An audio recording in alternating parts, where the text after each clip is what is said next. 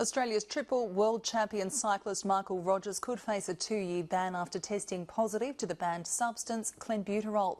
The 33-year-old has been provisionally suspended by the International Cycling Union after the drug was found in a urine sample collected during the Japan Cup in October. Rogers denies any wrongdoing, and his team says the positive result is due to eating contaminated food. Joining me now to unpack these issues is James Bennett, our reporter in Melbourne. James, is this a shock for the cycling community?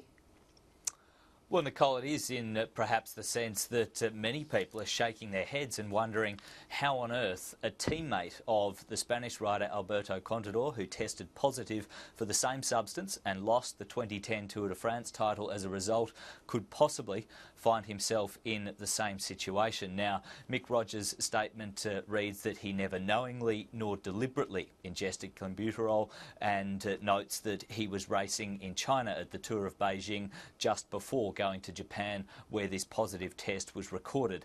The inference obviously being that it was in China that he believes he ate some contaminated food, but given the history of Mick Rogers' team with this substance, it really does raise the question as to how someone could be so silly or so careless if it was an innocent mistake.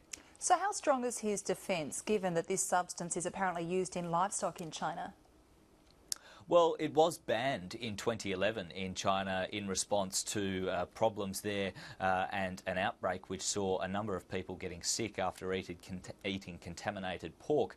But really, the plausibility of that explanation is further proof of the concern for an elite athlete, because even as far back as the Beijing Olympics, athletes were warned not to eat meat in China for this very risk. So for a team which takes great pride, certainly since the 2010 debacle with Alberto Contador, of preparing safe food for their riders and ensuring that they don't fall foul of these sorts of risks, it seems perhaps rather far-fetched, and certainly given that Alberto Contador did have to serve a 2-year ban. Frank Schleck, another cyclist who has also used the defence of having unwittingly ingested a banned substance, he also had to serve a 1-year ban. It's going to be very difficult for Mick Rogers because he has to prove exactly where that substance came from if he is to be able to exonerate himself. So just briefly, what happens next?